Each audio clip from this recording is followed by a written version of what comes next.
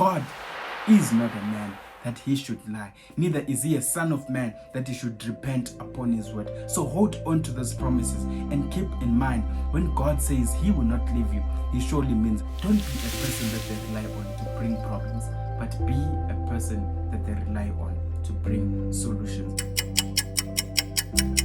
Greetings once again and welcome back to the channel, guys. Welcome back. Now, if you're new to the channel, make sure that you subscribe and hit that notification bell so that you do not miss when a new video pops up, right? Now, keep in mind, guys, that you are now available on Anchor, Spotify, Apple Podcast, Google Podcast, Overcast, as well as on Amazon Music. And you can be sure to follow us on any of those 6 different platforms, right? Now, also keep in mind, guys, that you are now available on YouTube, and this is to the podcast team. You can find us on YouTube at Ashley Jarera, and you can be sure to follow us as well on that platform. Now today, guys, our main topic, or rather the topic of our message for today, says that leaders bring solutions and not problems. I'll repeat that again. Leaders bring solutions and not problems, and that is what we're going to be talking about today. So for you to find out more, should leaders really be the ones that are bringing solutions, or actually the leaders are actually the ones that are actually supposed to be bringing problems to the community or to the space that they are operating in? Stick around to find out more. Now we're going to be getting our context for our message today from the book of 2 Kings chapter 4 verse 39, 40 and 41, right? Those 3 verses, that is where we are going to be getting our context for today. So verse 39, 40 and 41 reads as follows. And one went into the field to gather herbs, and found a wild vine, and gathered thereof wild gourds his lap full, and came and shred them into the pot of pottage, for they knew them not. Verse 40.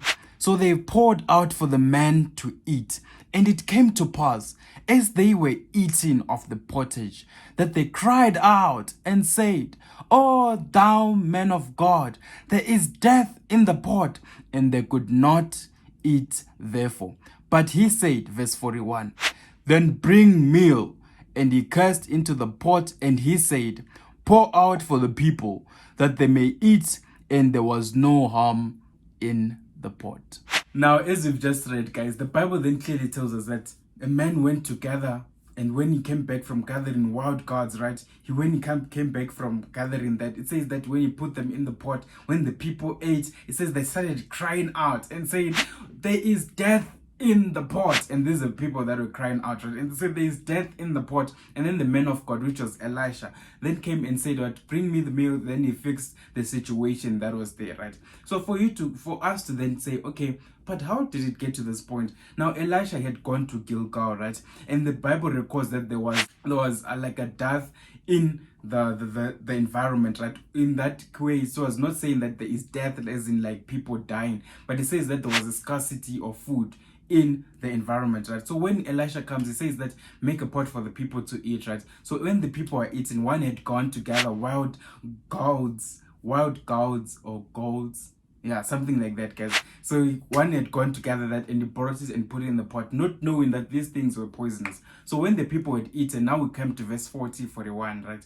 Then the people eat, and then they started crying, there is death in the pot, right? And then Elisha then comes to this point and says that bring me, and then he fixes the situation. So then what is our message for today? Now keep in mind, guys, that our topic for today says that a leader brings solutions and not problems. Bring solutions to the table and not problems. Do not be the one that they now know to say that this one always on a repetition, you're always bringing problems to the table. You're never optimistic. You never see any good thing. You're always the one who's bringing negative thoughts, right? So today our topic says that bring solutions to the table. Now our first point says that be the person that they rely on to bring solutions, right? And don't be the person that they rely on to bring problems, right? Be the person that when there's a problem in the environment, they actually consult you. And we see this in the instant of Elisha. When there was now a problem had arisen, right? And now these people were now crying out and say there's death in the pot. And they cried out to Elisha. Right? Why did they cry out to Elisha? Because they knew that this guy will bring solutions. So also you in your space, wherever you're operating, be a person that brings solutions to the table. Don't be a person that they come to, and they come to you and they say, this guy is going, or this woman is going to bring us problems and all of that. No, guys. Let it not be like that, but bring solutions. Now, another thing then says that some people are even known to be negative, right? So don't be that person. Don't be that person that is known for being negative. Whenever there's a problem wherever you are, right, or in the environment that you operate in, you're the one who makes it worse by putting on more negative thoughts to the problem that is already there. But be the one that is optimistic and bring positive things to the table, right? Another one, guys, as we go on as well, guys, Napoleon Hill once said that, and he was talking about the difference between failures and successful people, right? Napoleon Hill then says that, the failures, they see the hole in the donut and they fail to see the donut as well. I'll repeat that one. He says that the failures see the hole in the donut, but they fail to see the donut as well. And it goes further to say that successful people as well see the hole in the donut, but they also see the donut on top of that, right? And I'll repeat that again. He said successful people see the hole in the donut, but they also see the donut that is around the hole, right? So as you go on about your life, guys, let us keep in mind, do not just see the problem, but also try to see how then can you see the problem. Don't just see the hole, but also see the donut that is around the hole, right? So keep that in mind. Do not just be a person that sees negative things. Now you just see the hole and that's all you're going to focus on. And you see the hole and that's all your thoughts are going to be about. The problem. But what is the solution around the problem? So then you might then ask yourself, so how do you become a person that brings solutions to the table? One might then ask themselves, okay, but I'm tired. I don't want to be this person that always brings problems to the table. How then do you become a person that brings solutions to the table? Now, another thing, guys, for every adversity, right, there's an equal opportunity to be gained there. For every adversity, for every problems, there's always an equal opportunity to be gained there. So when the problem comes, look at it, guys, and say, okay, what is the benefit of this problem? How then can we maneuver around this problem? What is it that we can then gain from this problem, right? And as you go on about your life, so instead of you just looking at the problem and looking at it and saying, the problem is big, or looking at the adversity and focusing all your energy on the adversity, but look at the thing that you can gain from the problem, right? So also, guys, as we are closing our message for today, do you know how Gillette was formed? Yes, do you know how Gillette, or some say Gillette, whatever, guys, however you want to pronounce it, but do you know how Gillette was formed?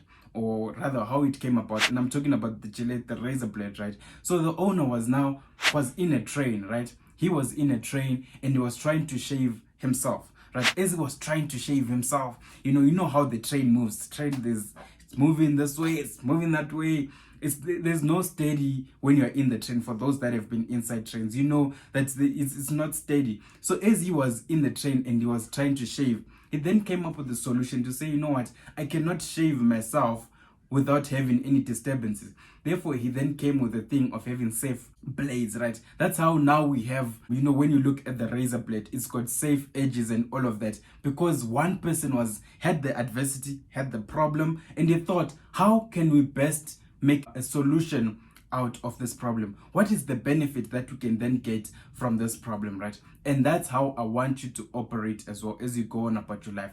Keep in mind, guys, that do not just operate from a point of saying this is the problem and you focus all your energy on it and you just look at the negative part, but also look at the upside of it and look at how you can improve the situation. So keep that in mind, guys. And also remember, don't be a person that they rely on to bring problems, but be a person that they rely on to bring solutions. Just imagine you're working in the workplace and you always bring in problems to your superiors. They'll look at you and they say, we cannot count on this person. But if you're a person who always brings solutions to the table, guess who they're going to count on, right? So that is our message for today. Be a person that brings solutions and not problems. May God bless you. So you cannot expect to get a good cake when you've used cement as a main ingredient to bake that cake.